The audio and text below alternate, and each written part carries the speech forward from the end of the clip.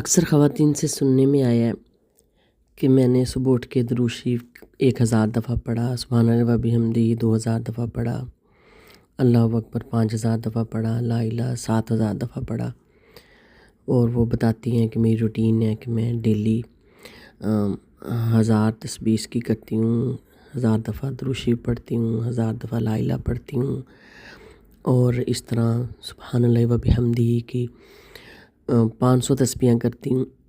تو ہم لوگ سنتے ہیں، اکثر سنتے رہتے ہیں، اور اللہ تعالیٰ ان کی ساری عبادت قبول فرمائے، کیونکہ زہد اور تقویٰ جو ہے وہ اللہ تعالیٰ کو بہت پسند ہے۔ لیکن دیکھیں کہ کیا فقط تسبیح پھیرنے سے کام ہو جاتا ہے؟ نہیں، فقط تسبیح پھیرنے سے کام نہیں ہوتا، تھوڑا سا خود کو بھی پھیرنا پڑتا ہے۔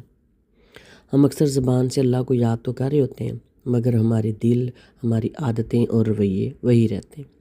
تسبیح کرنے کے ساتھ ہم اپنی نیت، اپنی سوچ اور اپنے اعمال کو اللہ کی طرف نہیں موڑتے، بلکہ ان میں وہی سختی اور وہی پرانی سوچیں رہتی ہیں۔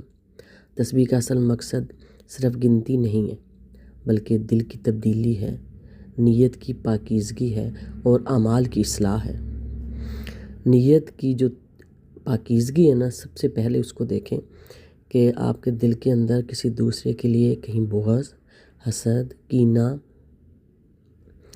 یا نیگیٹو وائبس تو نہیں آ رہی۔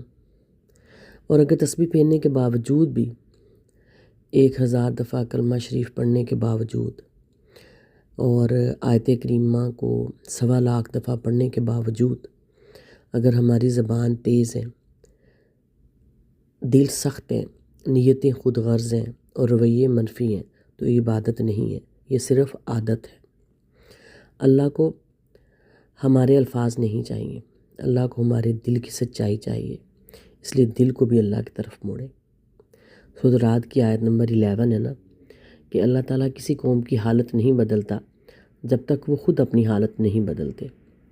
علامہ اقبال کا ایک شعر بھی ہے کہ خدا نے آج تک اس قوم کی حالت نہیں بدلی، نہ ہو جس کو خیال آپ اپنی حالت کے بدلنے کا۔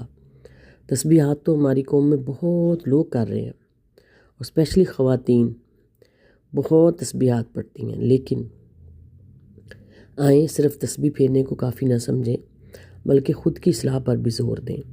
اپنی نیتوں کو خالص کریں، اپنی عادات کو سچا کریں، اپنے اعمال کو بہتر بنائیں، اور ان کو حقوق اللہ اور حقوق العباد کے ساتھ جوڑیں، اور خود کو بدلنے کا عزم کریں۔ السلام علیکم ورحمۃ اللہ۔